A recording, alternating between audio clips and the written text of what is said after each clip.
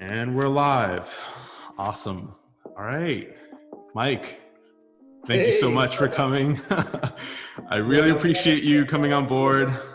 I'm I'm glad I sorry. was able to make it. Thank you so much for having me. Congratulations on the podcast and all the content you guys are doing. You guys are awesome, and I'm really looking forward to a new season and helping spread the word on claims, roofing, and anything home related. So you guys are Mhm. really doing a really good service to our community. So we appreciate that. I'm sure the world will appreciate that as well. Awesome. Thank you, man. And we really appreciate that. And so I actually wanted you to sort of introduce yourself instead of me doing it, because I feel like every time I do it, it's like I'm having like an interview. So if you can just introduce yourself, I know you're a badass already. So, but if you could introduce yourself for our viewers that don't know who you are. All right, Um, guys. So my name is Michael Delgado. I'm a chief estimator at TNS Roofing. I'm also a content creator. I'm also an influencer, and I'm really involved in the roofing industry. I'm really happy on what I do. So that's practically it, And you see my Instagram on top, and you guys can follow me as well. But that's just a little bit about me. I've been doing this for roughly about 7 years now, mhm. and looking forward to many more years to come. I'm very happy. My mom wasn't too happy when I joined the roofing industry, but that's a story for different days. But she's happy now. Yeah. So I'm glad to be here with you guys. So that's That's awesome. How did you start in the roofing industry? Like what was the sort of path what's that you took? funny. I went back to school to finish my bachelor's. So I got a bachelor in finance. Like my core classes are finance, and so during the time I was just finishing on my real estate career. I wanted to go back and finish school, and really wasn't sure where I was gonna head. Hmm. And my girlfriend at the time, that's now my wife, has a best friend that used to work at this company, at this roofing company, and to make a long story short, we're just having dinner one day, and I asked him, are the guys hiring? Is TNS hiring? And he's like, yeah, they're hiring. They're always hiring for sales, and I think you'll be a good fit. So to make a long story short, I joined the team, but I wasn't really too serious, and I wasn't really too into it until like 6 or 7 months later. Um, and my career took off. As soon as I started realizing what the roofing industry had to offer.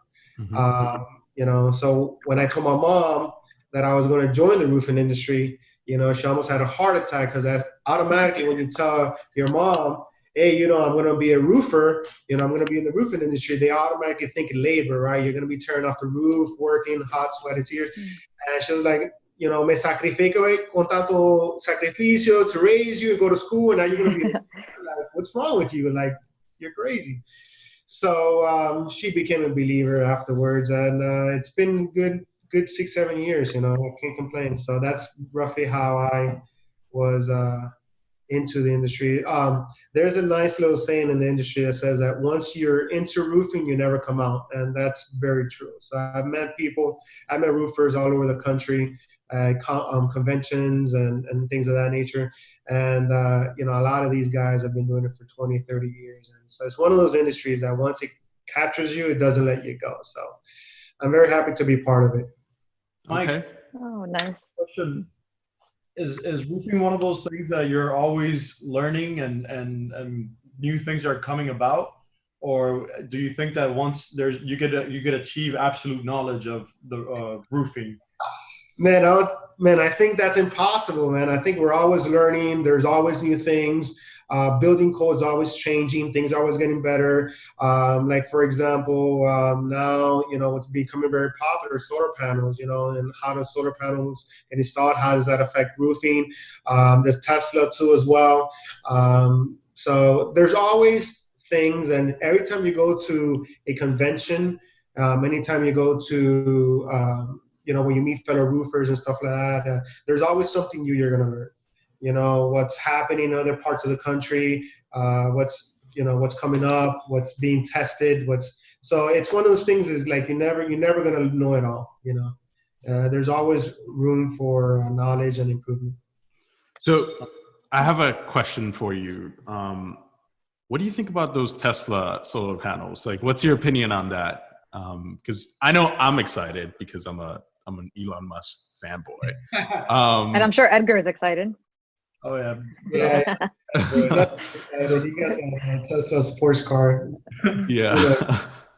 But I wanted to sort of just dive deep, not deep, but in a sense, just talk about that a little bit because I know that's where the future is going, and I wanted just to get your opinion on that. Yeah, so there's a lot of R&D, research and development with these Tesla shingles or Tesla roofing systems. But to be quite honest with you, you got to taper your expectations and you have to taper your excitement about it because when it does come out, and we're probably going to be the last ones to get it, at least Dade County is concerned, or the state of Florida, because we have hurricanes. So it's going to be installed. We have one of the worst and most, not the worst, but one of the most hard building codes in the country.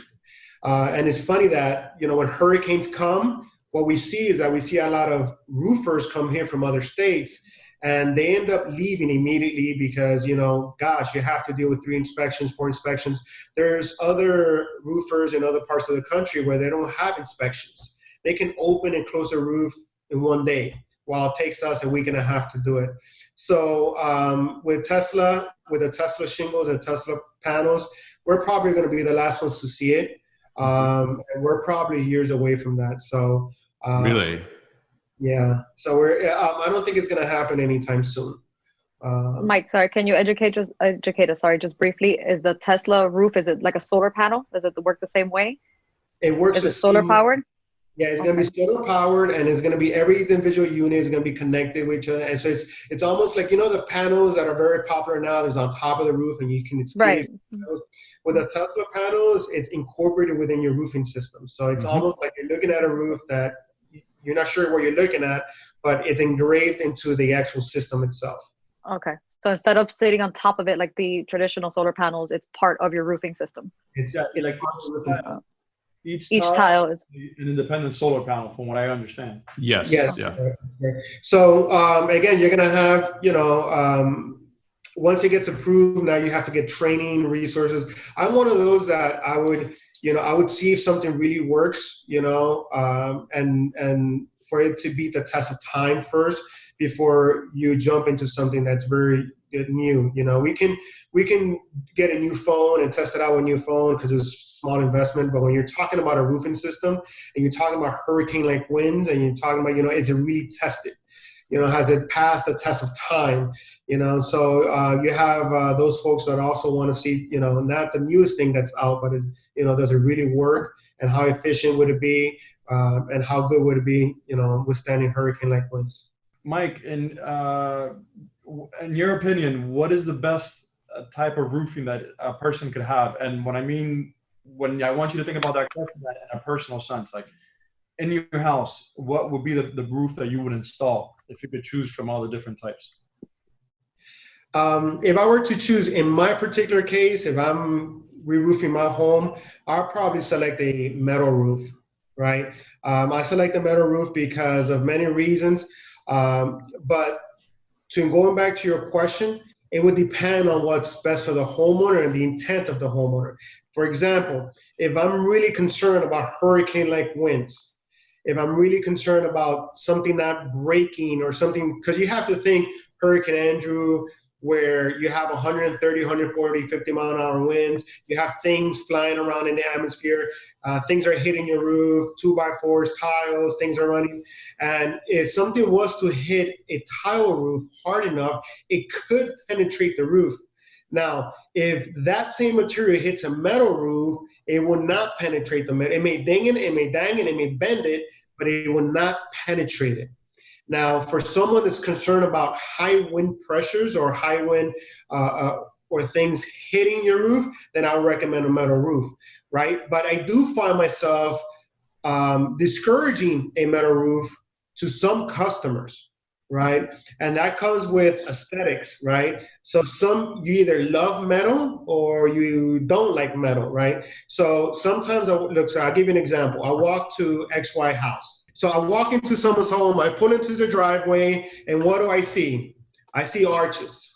What do I see? I see Mediterranean fixtures. I'm seeing old Spanish fixtures. I'm seeing Spanish influenced tiles in the front, right? And this person tells me, Michael, I'm seeing metal all around my neighborhood. I want metal, right? So, nope. I wouldn't recommend metal in this house because the architecture calls for a Spanish-esque tile. Unless you want to change other features into the home. Now, a homeowner can do metal and on a Spanish influence architecture type of home, but you're going to have a conflict of design, right?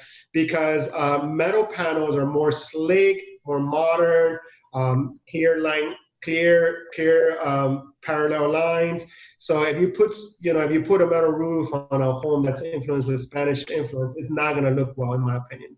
So for that particular customer, I'm going to try to tell them, hey, I can sell it to you and we can definitely install it because there's no rule and building code tells us that we can install it. However, it may not be the best aesthetic look for this particular home, right?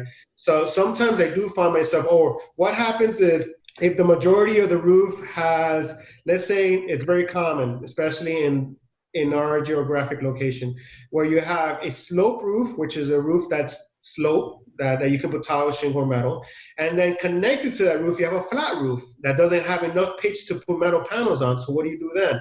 Right? So the homeowner tells me, look, I'm looking for longevity. I'm getting ready to retire. I'm going to get buried in the backyard, right? This is my forever home, right? So for that particular customer, I would say, hey, you may not want to do metal because of the tie-in, and the flat roof is never going to outlast the metal roof you're going to actually put on, right? So a metal roof can last you 30 years, 35 years. A flat roof, you're never going to get that much life out of it, right? So you're going to eventually have to replace the flat roof before you actually have to replace the metal roof sometime in the future.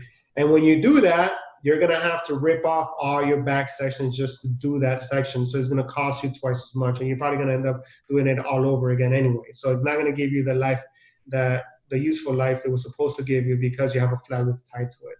So my opinion changes on aesthetics, changes on what the goal of the customer is, what the goal is, if they're looking for, to die in the house or pass away or pass it to their kids, or versus someone that just planning to sell the house, in 3 or 4 years, and, they may not see the upgrade of a metal roof paid back. You mentioned that a metal roof can get dented or banged up, from a hurricane. How can that be repaired, or can it be repaired if a roof gets dented, a metal roof? Yeah, you can practically repair anything, right? Now the question is it economical to do it, right? So if the way the roofing, like especially the standing seam, which is a particular very popular metal roof here in our area, standing seam where you have clips and the fasteners are not exposed. In that particular roofing system, every single panel, it's interlocked with the one next to it, right? So if you ding it and dang it, you may have to replace, you can't always just replace that one panel. You may have to replace 2 or 3 panels, right? And in case of a hurricane, now that's an insurance question in reference to, would it meet the 25% requirement, or is it something that the insurance will pay? That's something that it would be very interesting to see, on the next big hurricane we have, with a lot of the metal, with the increase of metal roof that we see around in our area. Yeah, I've noticed those are becoming more popular. So as adjusters and Floridians, we're concerned, like, what will happen to those metal roofs, if a hurricane comes by. Yeah, exactly. I mean, metal roof has been around for a very long time. It's just now they're becoming more economical and more feasible to actually install. Before you used to see them a lot in commercial buildings, Burger Kings, and commercial spaces. Now you're going to see them more in homes. But we haven't really gotten a big hurricane yet to really test those metal panels out. I'm sure they're going to withstand the wind and I'm sure they're going to do their performance is going to be just as good as any roofing system around. But the question would be more in, what the insurance is going to cover and how you guys are going to make that representation towards the insurer if if the homeowner would have to replace a whole entire roofing system because 2 or 3 panels are banged up. So that's something yet to be seen, and Okay. hopefully we won't see it, but we will. And We'll let you know how that goes for us. Question regarding metal roofs, regarding color. The color, let's say you get a red metal roof, right? How likely is that color to hold for, let's say, 5-10 years without fading? Or is it expected to fade because of the elements? All right, so this is what happens. We have Miami in particular. We're exposed to the elements, right? So we get real bad heat, and then we have a lot of rain, right? So it's a combination of two. So the worst enemy for roofing would be sun and water. So you expect anything to fade. Anything will fade. Nothing is guaranteed that's not going to fade. Everything's going to change little colors. Now the question is how long the warranty is, the paint warranty. So manufacturers right now are doing 30-year paint warranties on their particular panels. So it should last you, more than enough time, but it doesn't mean it's not going to fade. You put a brand new panel next to a roof that's been around for 20 years, you're going to see some color pigment difference. And that's important because that's one of the routes that we use to get our clients paid for the roofs at times, the matching issues, because you have, for example, in the case of metal where maybe it has 1 or 2 panels that are affected, but if you were to replace only those 2 panels, or let's say 3 or 4, then you would have a red roof that shows, like a light red that has warm, and then a bright red. So that kind of affects the value of the home at that point. It's no longer aesthetically pleasing to see those different colors, That's a great point. Yeah, and not only that is also, you also want to think that these panels are custom made to that particular roof. So there isn't, the way we install metal roofs is that the panels are cut at the job site. So it's not like we make the order and they make it, they manufacture, they cut it like tiles do, and then we get the tiles and we install the tiles. No, every single panel gets cut to the particular the roof that we're actually installing at that point. So they're custom panels, they're custom panels that need to be cut accordingly. So that will definitely add to the cost of it. And I don't know if that would help with the argument of, now we need to replace the whole entire roof because of it, but it would definitely add to the cost of it. The metal roofing repairs is also for the customer, going back to Edgar's original question, what I recommended, and how much would I recommend a metal roof? The repairs for metal are very costly, right? They're by far the most you're going to spend on a repair, it will be on a metal roof. Now, it's very unlikely that will happen, right? But in the case that it does, it's going to be a lot more expensive than fixing a shingle roof or a tile roof. Gotcha. Before, I want to get back to the color question real quick, because I'm wondering if in the metal roofs, it's kind of like with tile floors, where let's say you buy a batch of tile and you install it throughout your entire house, and then you find out that you need, an additional 100 square feet, and then you make that request 6 months down the line.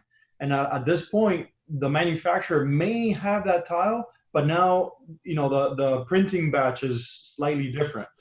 So I'm wondering if that's, so the color it's the same tile, but the color is a little off.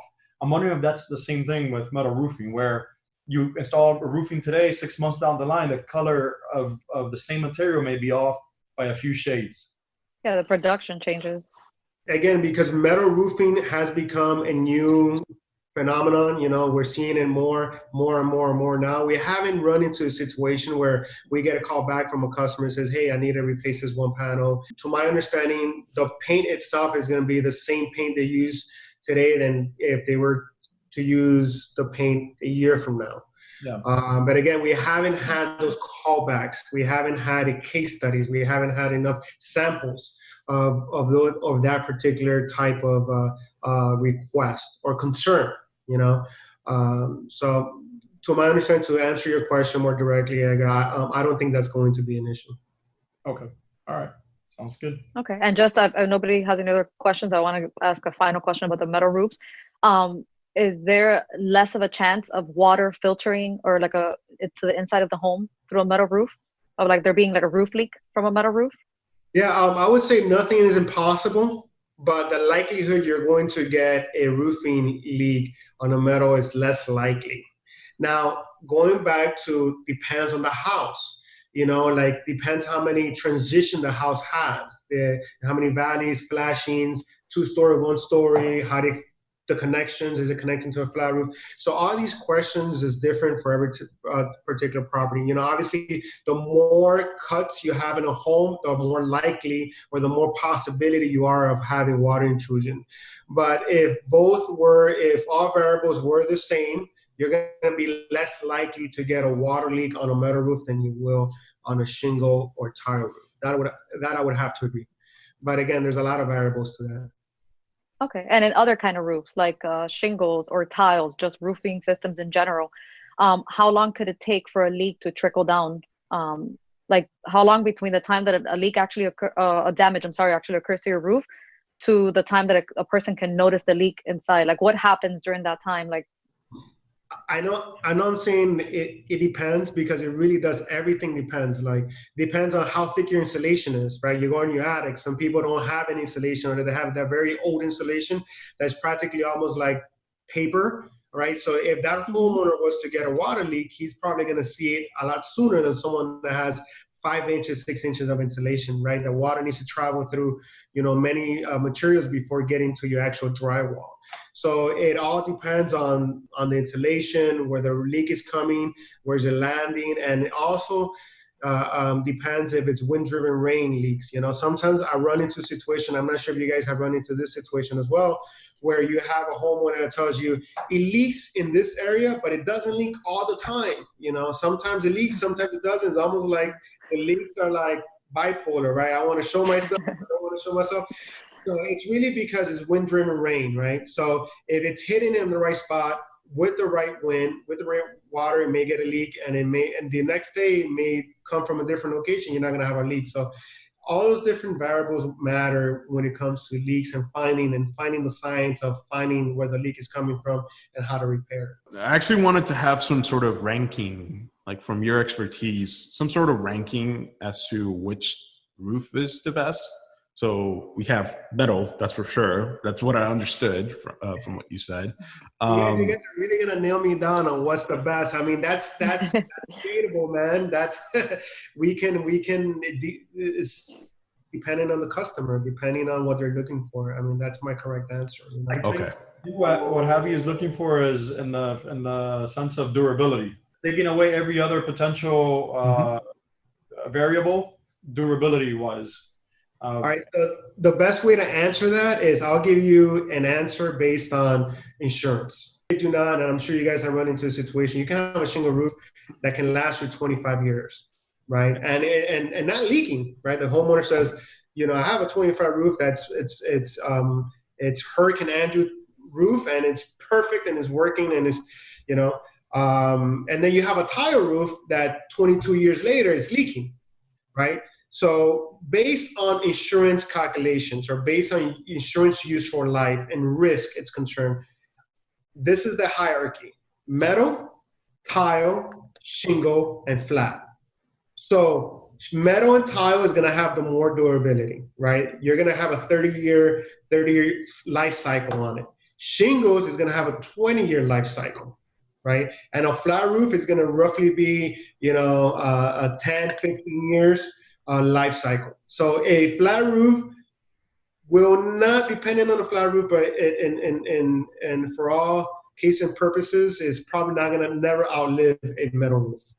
Just like a shingle may not outlive a metal roof. But insurances dictate heavily on on replacements, right? Insurance company tells the homeowner, hey, your roof is 20 years, it's getting to its end of useful life, you need to replace it. So now the homeowner now needs to replace the roof because the insurance company is not going to insure them, or the insurance company is going to increase your premium because they have a roof that's very close to the useful life. So that's important. In our area, insurance dictate whether a roof would need to be replaced or not. I kid you not, maybe half of our phone calls are based on homeowners are getting a letter notification from the insurance company saying, hey, we're either going to increase your premium, right? You used to pay $3,000 a year, now you're going to pay $4,000 or $5,000. Yeah. Or you're going to have an insurance company that says, hey, you know what? We cannot insure you anymore. I'm sorry, we can insure you. You're going to have to replace your roof because your roof is too old. Right now, we're talking about the risk factor. So that's important. That's important for us to know that, because I've run into situations where one of my more common questions to homeowner, look, I give you an example. There was this lady in West Kendall. There was a lady in West Kendall. We're having a conversation like we are now, and I asked her, well, how much is your insurance policy? You know, maybe we can save you money on hurricane straps. She says, well, I haven't checked how much I'm paying because I paid through the mortgage. But let me get the paper. So she gets the paper. She reads it out. She was paying $7,500. $7,500 on a 3-2 1,500 square foot home. Nothing de otro mundo. It's a very common Miami home, 3-2 1,500 square feet. She was paying $7,500. I almost fainted. I almost fell from a chair. I'm he shocked me. I was like, how? What? You're paying that crazy much? That's crazy. And I asked her, well, you know, your fair policy amount should be anywhere between $2,500 to $3,000 at most. And what happened with her is that she every year went up. And since her insurance was through her mortgage, she really didn't feel it as much, right? She's just making every year, just making those payments. And so the very first thing I tell, now that we're walking into the hurricane season, the very first thing that I tell homeowners is check your policy. Know your policy. And I know that this is a great service you guys provide, right? Where a customer tells you, look, I don't know what's included. I don't know if I have a good insurance in case of a hurricane comes. You guys have that service where you can sit down with a homeowner and you can discuss on, okay, well, this is your deductible. This is how much you're covered. This is what your policy says, and this is what to expect in the event you're going to use your policy. So that's a very important thing to tell customers, and that's very, very important. I cannot stress that enough. That's actually one of my 5 top things you should do for hurricane preparation. Gotcha. Yeah, it's important. And like you, in that other podcast that we did, I don't know if you had a chance to watch it, but we talk about, people having or lacking certain coverages that either it's an excess or that they could have less of it. You know what I'm saying? So I'm glad you bring that up, because it gives people who are hearing it not only from us, but also from another entity, another industry, where the importance of having knowledge about insurance and coverages and getting your policies checked, which, like you said, it's a free service that we offer.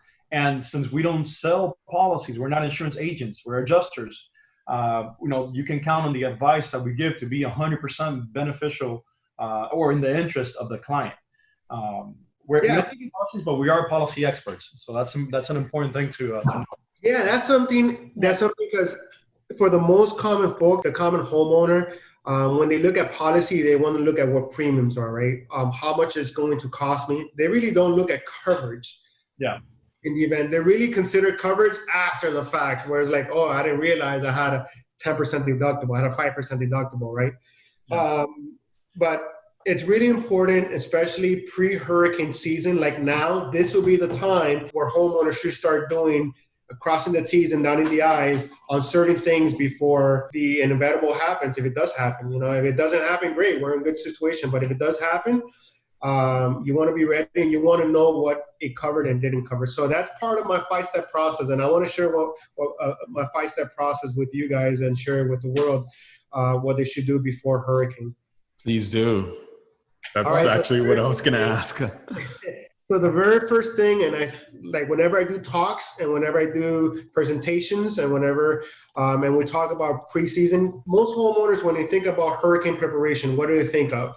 Batteries, right? Gas, right? Plywood. So they think of all these essentials, but they don't think about post-hurricane. Okay, what happens if I cannot stay in the house, right? What happens? Who do I call? The very worst time, and this is a public service announcement, make this a warning, blow it up on the roof. The very worst time to call a roofer or to interview a roofer is after a hurricane storm. Why is that? Well, I'm glad we caught you right before hurricane season then. So this is what happens is there's a hurricane, even Hurricane Irma. This happened Hurricane Irma. Hurricane Irma happens, right? There's a volume of 200 to 300 phone calls coming inside the office, right? There's no way, capable form for any roofing company, for any company to handle the amount of volume that now you're going to have. That's something you can't prepare for. You can prepare for it for a certain extent, but you cannot prepare for a 300% increase of business. You can't. That's almost impossible. That's like you hiring 50 people and not sure and having them in payroll and not even being sure you're going to be able, like if that's going to happen. That just doesn't happen. So what happens is that roofing companies try, when the hurricane comes, they get the lowest hanging fruit, right? So they get customers in which they know that they're going to have, or customers they have a relationship with already. Right? So, like, for example, Edgar, right? Javi, Yuli, you call me, right? Because we have a personal relationship and I happen to be around your neighborhood. Guess what? I may stop by your house and may attend to you and may help you because we have a relationship, right? If not, you may be 4 or 5 weeks before I see you because there's 300 phone calls coming inside the office. You can't see everybody. Yeah. Right? So it's important for you, for homeowners, to have a relationship with company. That doesn't mean you're going to only use me. No, have a relationship with 2 or 3 guys, right? Know who you want to use before, right? Be in their radar, be around them, follow them on Instagram, follow them on social media, be in their newsletter, have a relationship with them. So when they get the call, they know who they're dealing with. So a lot of times what happens is that you give 300 estimates and you're only signing a quarter of it, right? So that's why I tell you that it's important to have a relationship with a roofer before it happens. So because interviewing a roofer, sitting down and let's talk about the system, what you're going to do, how long you're going to take, that's non-existent. After hurricane, that's non-existent. That just doesn't happen. There's not enough time in a day for you to do that because you're seeing 20 people. What you're doing is you're filling out a form. Here's your price. Are you going to go with it or not? That's it. That's the level of presentation that you're going to get after post-hurricane. So, but the expectations of a homeowner are still the same, right? They expect you to sit down. They expect you, okay, what am I going to do? Okay, what should I do now? They expect that, but unfortunately, the volume and the demand is so high that you cannot give that type of service to every single customer. In essence, create a relationship with a company pre-hurricane, and so that in a way you can have priority when or after the hurricane hits. Yeah, look, man, I give you an example. A lady called me, Hurricane Irma hit. She's in Palmetto Bay. I've dealt with her before on a repair basis, right? I know who she was. So when she calls me, I know she was a single mom. I know what type of roof she was. I knew, like, there's certain things I knew about her already that made it easier for me to quote her and get her what she needed so she can, deal with the insurance now, right? So so it's important. Those relationships are very important. And she already trusted you. Right. And so she don't have to interview you again. Right. So so what I tell customers, interview roofing companies before hurricane. So I have a list of 2 companies, 3 companies the most. So no matter what happens, these are my top 3 companies, and this is who I'm going to use.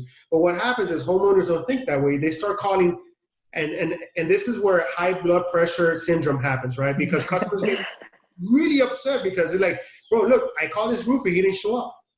I called this roofer, they're 7 weeks out. I call this roofer, he doesn't even want to answer or give me the time of day. So you're calling 10 or 15 different people and you're not getting the results you want to get, right? So to avoid that, it's better for you to have an interview prior to it, know who you're going to use. So when it does happen, you have a relationship with them, you give them a call, you know what they need, you know who they are, and you're likely more to solve their issue a lot quicker because of that. So create a relationship prior to hurricane. That's one of the steps. Another step is buy tarps, right? Buy tarps. If you know, now you can probably get them a very easy. Tarps become a high necessity at the post hurricane, and it's very hard to get to them after hurricane happens. So buy tarps. So that's a good pointer. Another point, so we looked at review your policy. We looked at getting a relationship with the roofing company prior to the storm. And I would say a public adjuster as well. I think having a relationship with a public adjuster before storm is really important as well. Buy tarps, and I have another one here, is consider financing. Consider financing is really, really important after a hurricane storm, because prices, I see you today, hurricane happens today, I see you today, your roof cost today will be $20,000, right? Now you're going to start the dance with the insurance company, right? Hopefully the homeowner has a reputable public adjuster like Monarch, but let's just say the process takes 6 months. The quote in 6 months is not going to be $20,000 anymore. It can be $25,000 because the prices of materials and labor, I kid you not, went up at least 10 to 13 times from the time Hurricane Irma happened to today. Yeah. It went up.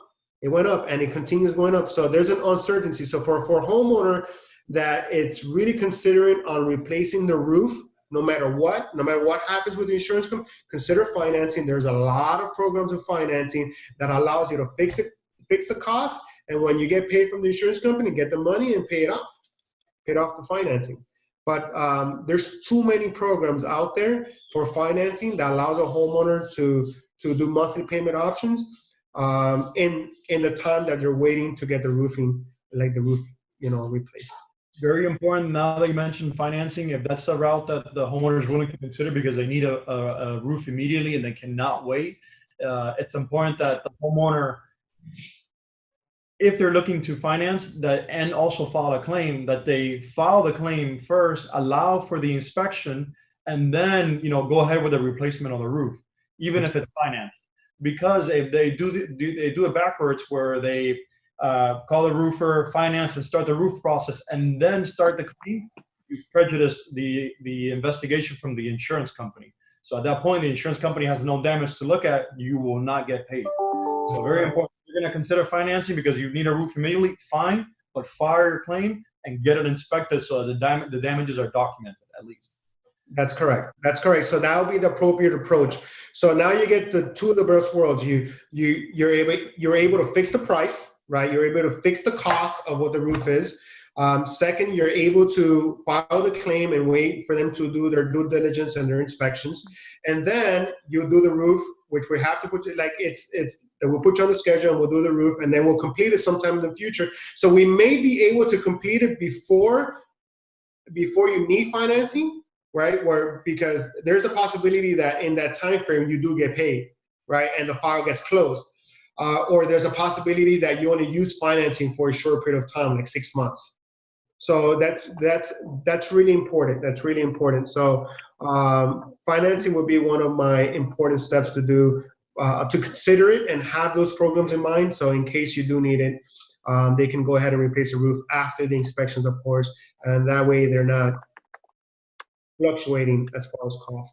Yeah, you gotta wait anyway from the moment that you sign the contract with you to do the roof. It's going to take some time for you guys to start the process of doing the roof after the storm. So in that time, we as adjusters have enough time to file the claim, do the inspections necessary, and get the damages documented.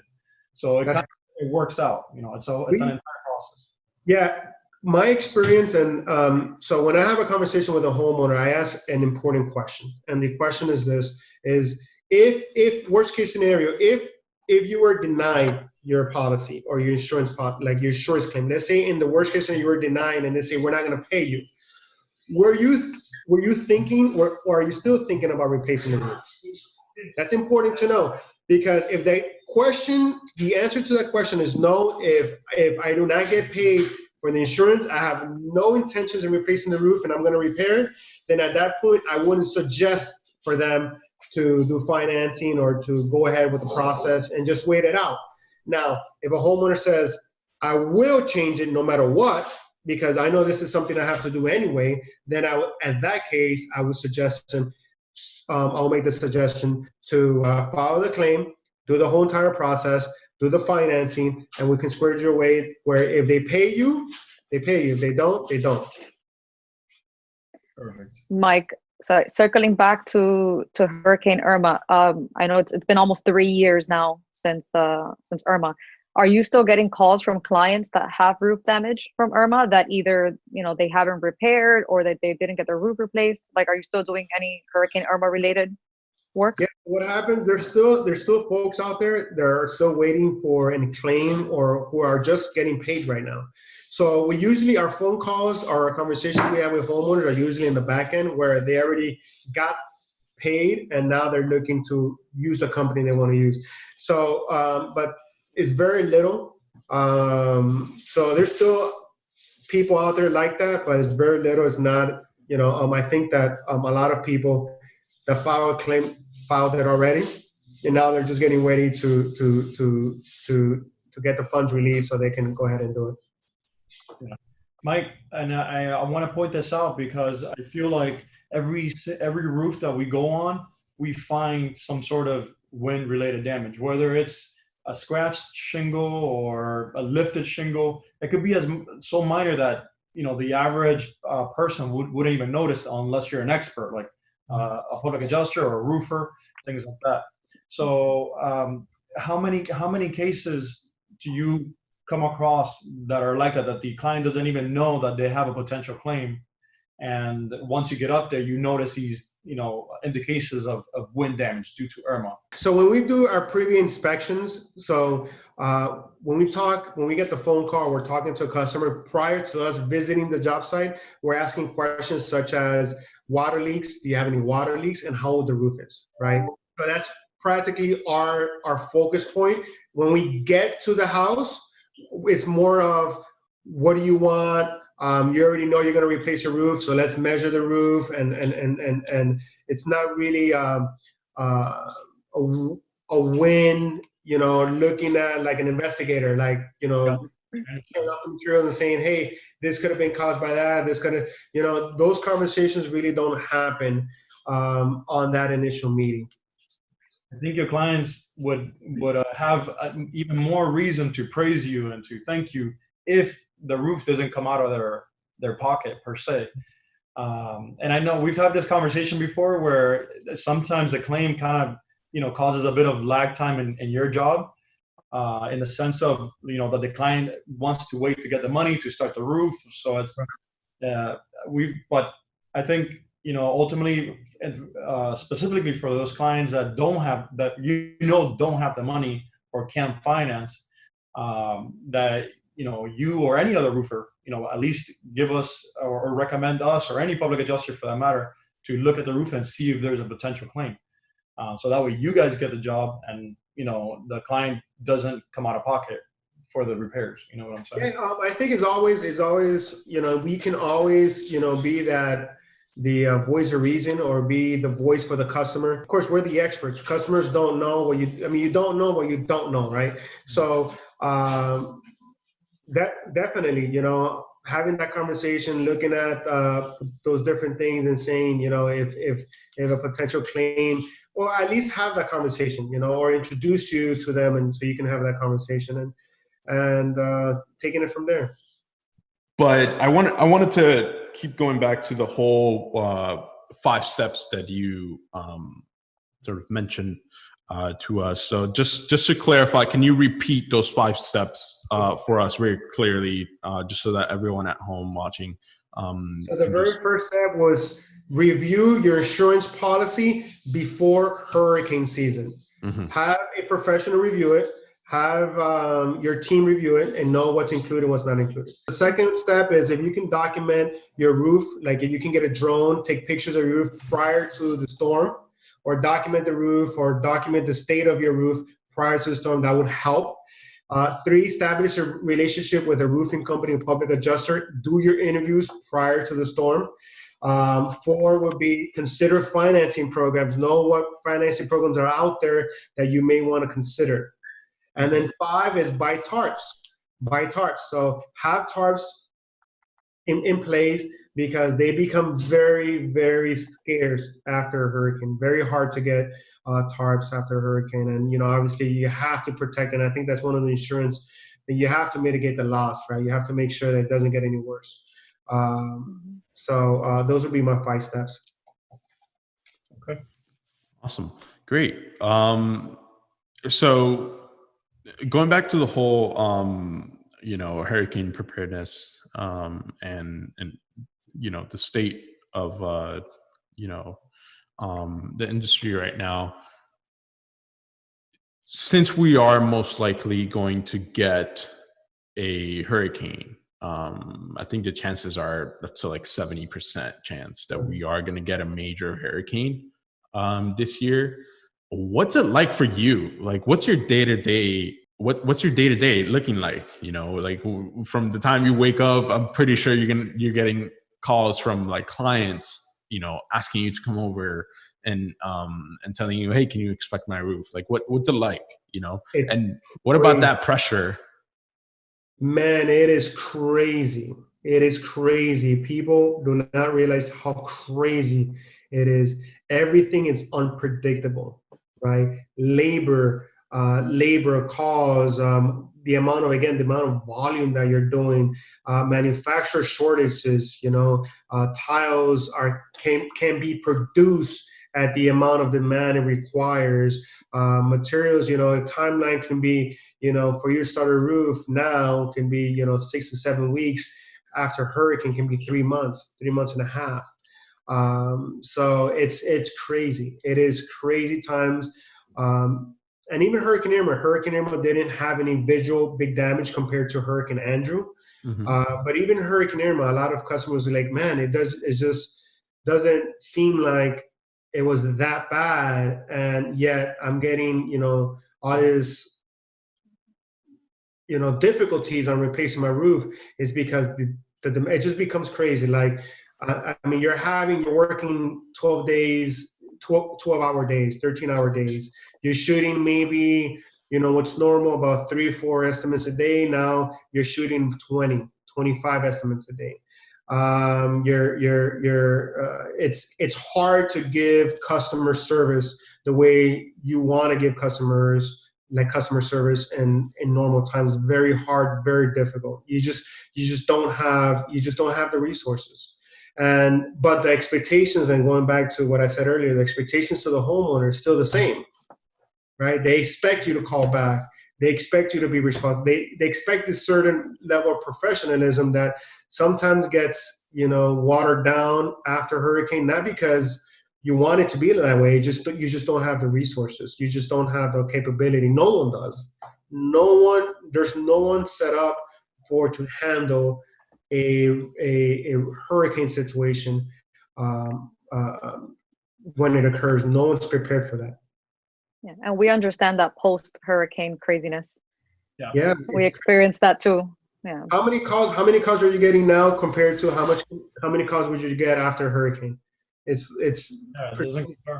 I remember after the storm, for a good 3-4 months, I was working from 8 in the morning, and I would show up to clients' houses at 10, 11 p.m. at night. And it was just, fit them as we could. And it's one of those things, like you said, that even there's no way you can prepare it. So even if right now I were to hire an additional 50 people, we would still receive a workload that it would be almost unmanageable. So that's why it's important to have that relationship pre-storm with either your roofer or a public adjuster, whoever it may be. So yeah, that's very important. I think it's overlooked. That's very important. But it just becomes crazy. It just becomes it's not sustainable. You know, it's not sustainable, but that's why this is important. The content, the educating, the letting them know, so you know, so the homeowner will know what to expect. You know, because man, I deal with homeowners that like they actually suffered health issues because of it, because they couldn't understand. You know, like they would suffer from anxiety and stress and things of that nature, and just things that they couldn't understand.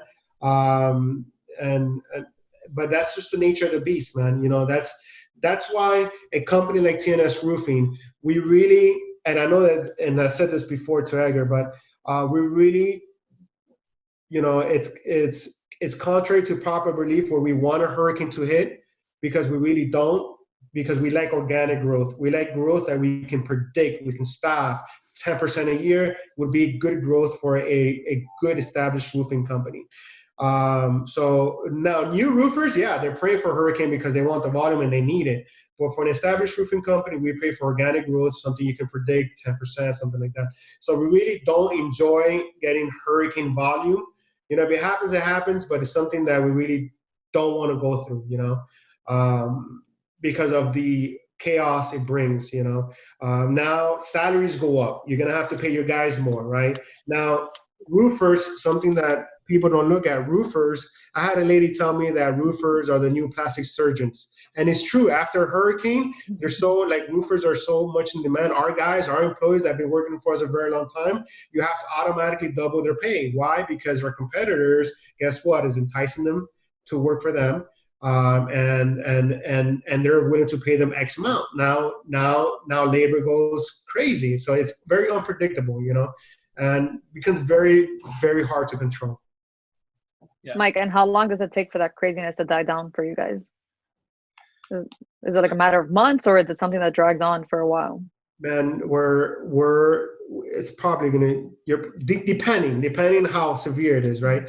So let's just say Hurricane Irma, roof, or hurricane like that, you're probably looking about a year and a half. But Hurricane Andrew, I mean, you can be 3-4 years, easy. Wow. Yeah, like, That's insane. look, I can do that. Tiles after Hurricane Irma happened, there were like some tiles were on back order for 2 months just for you to get a hold of the tile. So you make the order today and they won't get shipped or made 2 months or 3 months out. Yeah. You know, so it's very unfortunate, but it's the nature of the beast. No one's prepared for it. Not manufacturers, not tile suppliers, not distributors, not roofing company. No one's ready for a big intake of business of 300%. No one is. Yeah. That's true.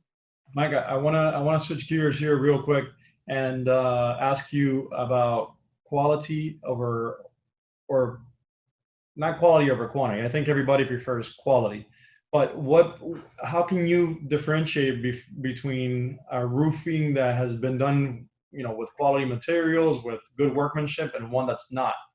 What should clients look for when they're getting quotes from different roofers? So that's a very common question, because when we talk to homeowners, some homeowners think that, okay, look, every roofing company needs to pass building code, right? Every roofing company, if you're going to replace a roof, needs to pull a permit and needs to close a permit, right? So therefore, the logic is that we're all the same, right? We're all doing the same work, we're all installing the same materials, and we're doing inspections. Now, if you follow that same logic, right, and let's just say you have a water leak on a roof that was replaced 3 years ago, right? You call the building department and you say, man, I don't understand why my roof is leaking. It passed inspections. Your inspector went to the property 3 or 4 times, and it's leaking, and I'm having this issue. The building inspector would tell you that's not our concern. Yeah. You need to deal with the roofing company, right? So now what does that tell you? It means that they're never going to be liable. Like, you can pass all the inspections. Inspections are not built to be for an inspector to be liable for water leaks or have liability if it leaks. So workmanship is really important. So to answer your question, there's certain things that you can do to meet building code, just meet building code, which is the bare minimum. This is what building officials will tell you. This is the bare minimum you need to have to pass inspection. And then there's additional things you can do that is outside building code that you really don't have to do, but will give you the longevity your roof needs to give it an extra 5 or 10 years worth of life, or water protection, right? So there's certain things like, are you going to do double layer papers? Are you going to do thicker metals? What was a brand you're going to use? You know, some brands are better than others. You know, all these different things, when you put it with good workmanship, where your guys are doing good work and that's what they're doing, with good materials, with upgrades of materials that building code doesn't require, but you're doing anyway, you know, then you're looking at a roof that's going to last. Yeah. Yeah. One thing that I think, and correct me if I'm wrong, but one thing that I hate seeing in houses is when the flashing is installed on the stucco, like when it's a roof and there's a not a valley, but the flashing that goes like this in an L, and then they install it on the outside of the stucco and then just put like caulking, versus companies that remove the stucco, put the flashing, and then re-stucco it up. That's correct. And building code allows you to do what building code tells you need to have the flashing, right? So you can put a over the wall or where you can actually see it. That's okay, and that will pass inspection. Yeah. And you just have to caulk it. But those areas, remember, building code, they're really looking for wind damage or wind. Their concern is public safety. That's their biggest concern. They're concerned that if we have a hurricane, your roof is not coming off, hurting a person or personal property.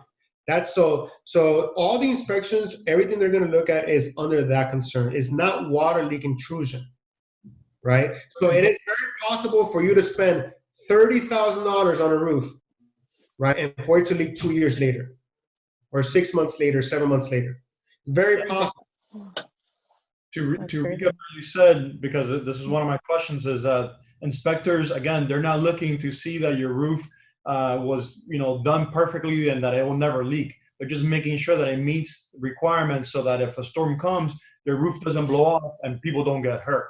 So those little details of whether it will leak or not, that depends on the quality of the job and the roofer that's doing the actual workmanship, right? Yeah, that's correct. And look, I love inspectors. You know, we have a really good relationship. We're the largest roofing company in Dade County, so we pull a lot of permits. We have a good relationship with a lot of them and the different municipalities. So we have a good relationship with them. But I will caution the homeowner that says, you know what, my faith is on the building inspector, right? Because that's a lot of pressure. That's a lot of responsibility to put on one person that's doing 5 or 6, 7 inspections a day, that sometimes it's up there for 30, 45 seconds at a time, right? And there's no way, and again, the building department doesn't have the resources nor the manpower to have 30, 45-minute inspections. Just doesn't happen. If you like they're there for a very short period of time. If they catch what they catch, they okay. But if they don't, a lot of stuff, you know, some things they don't catch everything. They're human beings, just like everyone else. So it's important to know, are good materials being installed? Second, workmanship. Who's installing these materials? Are they going to be around? How long have this company been around? You know, it's funny when I see companies that want to give a homeowner 10 or 15 years worth of warranty, but they only been in business for 3 years. Is it possible that they're going to be in business for 10 or 15 years? Yes, it's very possible. But do they have a track record? No. So the risk of them being in business is a lot higher than a company that has been in business for 15 years and is giving you a 15-year warranty. So to throw a little commercial in there, we have over 10,000 roofs under warranty right now. So we've been around for 16 years. So we've been around different hurricanes, you know, so we know what it takes. We know how to price jobs accordingly. We know how to manage risk. We have passed the test of time. So that's important to know. You know, it's impossible it's very, very unfair. And again, there's really good roofers out there that have been around for 2 or 3 years, and that's fine because everyone needs to start somewhere. But for a homeowner that you're making such a big investment, it's important for you to look at all those different variables. Does it mean that you're going to not use them? No. It means you're just going to be more informed, and you know you're making a decision based on real good data that you currently have. And if you and I can do that, Edgar, we'll be a success. And even if the customer doesn't use us, and they make a decision based on another factor, but they know what they're getting themselves into, maybe you're too expensive for them, right? But that's okay too, but it's about education and them knowing what they're getting before they make such a big investment. I agree 100%. Yulia, I think you had a question. Oh, no, I just wanted to, on that note that Mike was talking about warranties, I wanted to know just generally, what does a warranty cover? Is any kind of hurricane damage covered under a warranty? No. So when we speak about warranty has three components to it, right? Because there's three type of warranties. When I get the common question with homeowners about warranty, I know what they're asking, but for the sake of this video, we're going to disconstruct what warranty means. You have three factors in your roof. You have materials. So materials, tiles, shingles, underlayment, the manufacturer is going to give you a manufacturer's warranty. Meaning what they're saying is that the materials are going to give you X amount of years guaranteed by the manufacturer. If the materials do not give you that, like for example, on a roof that's 6 years old, the tile is very brittle, you can grab it and break it and it just dissolves in your hand, that's a manufacturer issue. So that should be covered by the manufacturer. Second, it's workmanship. So the workmanship is the labor that we had on your roof that we tell you we're going to work the labor, okay? And then there's workmanship and there's labor. Labor is the removing of materials. Workmanship is putting back materials. So when we look at a warranty, we include all three in our warranties. We include our labor, material, workmanship, and different systems. We have different type of warranties. For example, we have two different type of warranties for shingle. We have a 10-year warranty, and then we have a 25-year warranty. For tiles, we have a 10-year warranty. We have a 15-year warranty. For metal, we have a 10-year warranty, and we have a 12-year warranty. But it doesn't mean you're not going to have a material warranty in case if, let's just say, we give you a 10-year warranty and the materials deteriorate after 13 years, you still have a material warranty on that roof. So warranty encompasses three things: labor, workmanship, and material. Okay, so definitely no hurricane damage is covered under any kind of warranty. No. So no. Okay. We're warranty. Yeah. Well, we're warranties that we did a good job that you're not going to have an issue.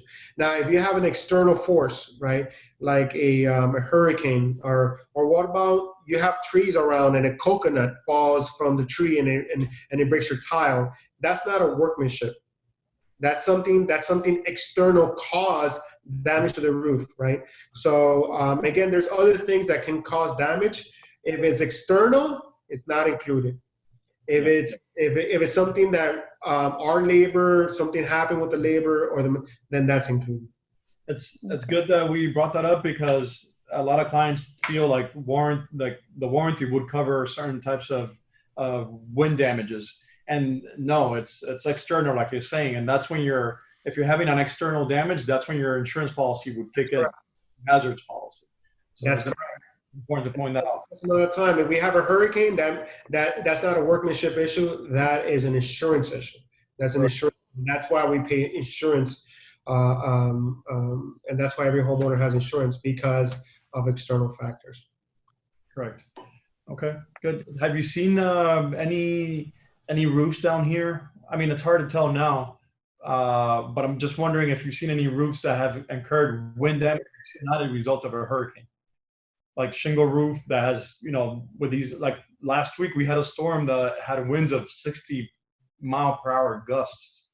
Have you encountered any roofs like that where it's damaged but not due to a hurricane, just to an afternoon rain shower?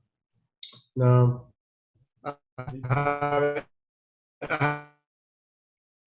These it shouldn't happen, because even your basic shingle. Can you hear me? Yeah. Nope. You hear me? All right, your basic shingle, your basic 3-type shingle, they're manufactured to have 40, 60 mile an hour wind resistance, right? That's what they're manufactured. That's assuming that it was installed properly too, which is very important. That's very important. Yeah. But again, then if you pass inspections, technically you met, you met the requirement. They were installed correctly, right? So, as far as what the manufacturer is concerned, they're tested to have, the lowest winds, 40 to 60 mile an hour wind. So, if I see damage on a roof that was 30, 40 mile an hour wind, that shouldn't happen, especially not in Miami-Dade. That shouldn't never happen. And I think after I asked the question, I realized that it would be tough to answer because, again, you're not there performing an investigation. You're just there to like measure the roof, see how the layout is, and provide an invoice. A roof that sustained any kind of wind damage, and you do a repair, instead of replacing the roof, does that compromise the durability of the rest of the roof? Well, it just depends on the repair. If you're going to do a real repair where you're going to take off materials and it shouldn't compromise it.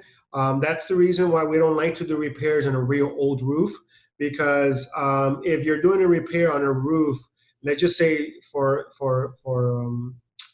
argument's sake, if the roof life expectancy of a tile roof is 30 years and the customer is at 29 years in, right, and they're very hard on repairing it, we're probably going to decline the offer to provide a repair quote, because once you start removing materials like the tiles, the paper is so brittle that you're probably going to have to do a lot more than what you wanted to do, right?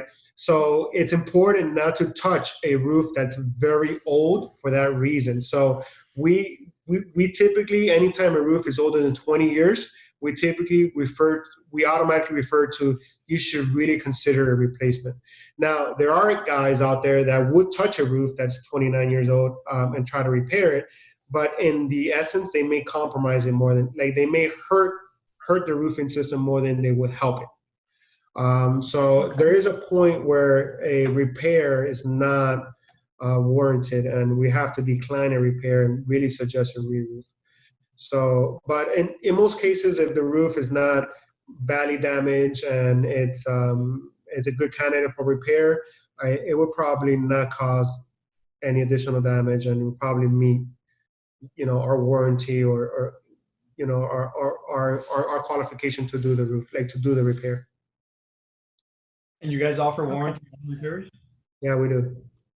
Again, just depending how old the roof is. So we can offer 6 months, 12 months warranty. If we can do it, it's not that long warranty, but if we can do a repair and they're a good candidate for repair, and if it doesn't work, you're gonna know the first time it rains. So it's not something that you're gonna go, 2 or 3 years later and then then you're going to find out you have a leak. No, you're going to find out a leak in the next rain. So our repair for workmanship is 6 to 12 months, depending if we can do it. Gotcha. I just thought of something that we argue a lot when we're fighting insurance companies to get roofs paid. And it's, in the repair process, how, let's say you have 1 or 2 tiles broken. A lot of people think, oh, I just replaced these 2 tiles. But what a lot of adjusters don't consider is that when you rip those 2 broken tiles off, there's more tiles that can be compromised as a result. That 1, and 2, if it's an older roof, also that the paper underneath may be brittle, like you said, right? So it's not just that little area that needs to be repaired. It's, you need to keep pulling until you find a good, healthy paper, if you find. That's correct. So let's say you went in with the mindset to replace or repair a 5x5 area, 25 square feet, right? Small area, 5x5, and it's an old roof and the paper is very brittle. You're probably going to end up doing, you can go worst case scenario 20 feet. You went with the intention to do 5 feet, 5x5 area, and now you're doing 20 feet. So, and you really don't, as a company and as a roofer, you really don't want to be caught in that situation. Yeah, especially if you told the client, hey, we're going to need to do this. And then you tell the client, all of a sudden you need to do a whole slope because, you couldn't find. But they say you quoted someone $1,500, and now you realize after you start tearing off that is a lot worse than you thought. And now those $1,500 are $6,000, right? So now the customer is going to say, well, I should have probably thought of really replacing it rather than spending $6,000 on a repair on a roof that I'm going to have to replace anyway in the next year or so. So, you get into this conversation, and it's important for the homeowner to know that, because I can tell you that there's probably guys out there that would tell them, hey, repair, Yeah. repair, and we'll sell them on a repair. And the next thing you know, you're six.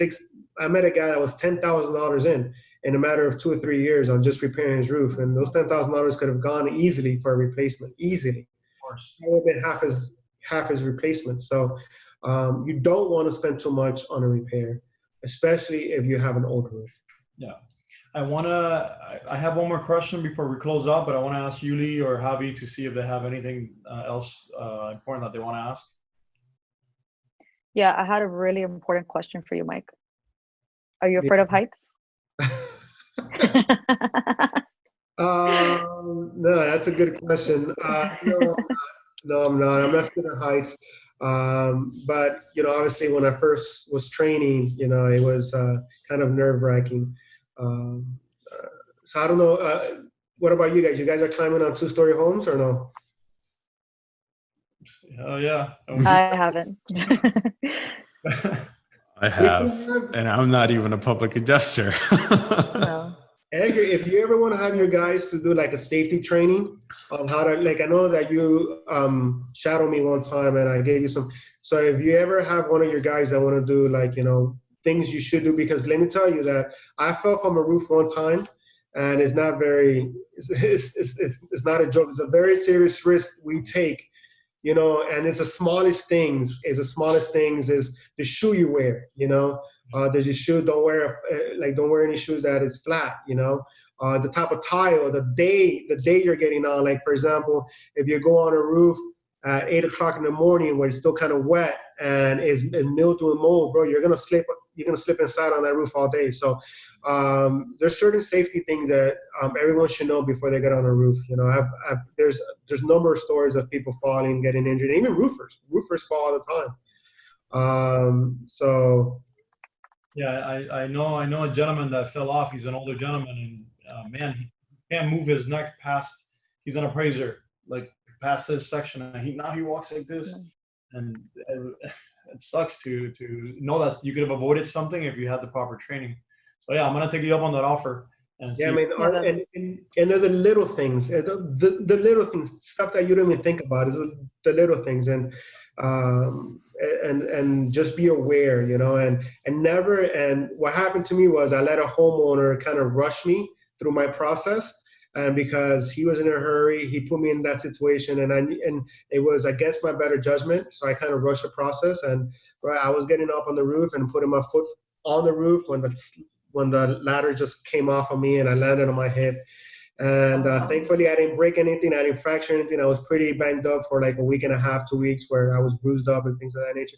Yeah. But I learned my lesson, and that was a good lesson to learn at a very young age, most importantly, and then second, and, at an early stage where, I didn't get injured that bad, Yeah, I'm glad nothing really serious happened to you. I tell Yuli all the time, she climbs roofs on flip-flops, and I'm like, you can't take that idea away from her, man. That's something. Look, you can take people. I'm gonna have to take that. I'm gonna have to take that safety training too. All right. Well, thank you for that, Mike. Last video I talked, a little bit about, the wonderful people of Hialeah. I'm not gonna do it this video, so. Mira, el gallo se portó bien. I love my people. Mike, last question that I have to close out is, in any case that you've had, has there been a case that you've had a crucial contribution from a public adjuster and getting a roof paid that you normally wouldn't have, like getting you a client that normally wouldn't have been able to afford that roof if it had not been for that public adjuster? Man, I think from the handful of jobs that we work together, I think it's important, and as far as the contribution with the public adjuster is that you're saying the same thing. It's not, we're not in sync. We're there's a process to it, and it's as much as a science as it is an art. And there's a lot of stuff in process, and what's really important is that what I see, contrary to that question, what I see a lot is public adjusters saying, no, I can get you $100,000. Oh, no, I can get you 200,000, and promising, right? For and overbuilding that claim when it really doesn't have to be that, right? Yeah. So the contribution that I get from Monarch and for the ethical public adjusters will be setting the right expectation, right? This is the issues you currently have. This is what I see, the issues, and this is how I see how your insurance policy could fall within that window. Okay, that's honesty, right? Not trying to make it seem worse than it is. And I think that hurts our industry. It hurts roofing industry. It hurts everyone. It's not a good situation for our industry to be in. So, sorry, let me restate my question, because it's just, if you've had any case where a client could not do the roof and then they hired a public adjuster, they were able to get their roof paid, and then they did the roof with you. yeah, we worked on one. If I got her name, it was in Color Bay. It was a Color Bay. I actually, when I met her, she had no intentions on getting a roof claim on. Okay, so I walked into her. I forgot her name. I don't remember, huh? Oh, So, how do we blur this out? I don't want to say the client's name. so yeah, so Color Bay, walked into her living room, saw mold, right? Saw mold. We had the conversation, and I asked her, "Look, I think you have some damage here that I think should be." You know, I asked her if she had an insurance policy. She said yes, and I'm saying, "Have you thought about looking into insurance on part of it?" She said, "No, I haven't thought about that." So we went out, gave her the estimate, gave her your number. She got in contact with you, and she got paid. So that's that's a good example of someone that had no intentions on filing a claim. Really didn't know what that process looked like. They didn't even know she was paying insurance, but really didn't process that this was real to her until you guys helped her out. So I'm glad you did. No, thank you for that recommendation. I appreciate it. And I'm all set. I don't know if you have any questions for us, or if anybody wants to add anything else. No, man, we're pretty much set, man. I really enjoyed my time with you guys. And listen, the homeowner relationship with public adjusters and roofing companies is really important, but relationship between public adjusters and roofing companies is also that important. So we'll keep each other in mind. Thank you so much, and I'll continue following you guys and cheering you guys on as you guys enter and continue to grow and making this happen and being a real good partner in our communities. Thank you, man. Thank you. All right. Thank you, Mike, for your insight. Thank you, Mike. And just to close it off, how can people follow you? How can people get to know more about you? I know that you have your Instagram in the background, so shameless plug right now. But how can people reach you? I post a lot of content on Instagram, videos, customer testimonial, how to do stuff, and a lot of helpful content that I think will be of value. So they can follow me on Instagram at Mike_the_roofer. That's my hashtag, and I have a hashtag called My Roofing Diary. So you guys go ahead and share it with me, and just follow me, and let's build a relationship, and and take this on moving forward. Awesome. Well, thank you so much, Mike, for being on the podcast. We truly appreciate you. All right, guys. Have a good day. Thanks. Bye. Take care. Bye.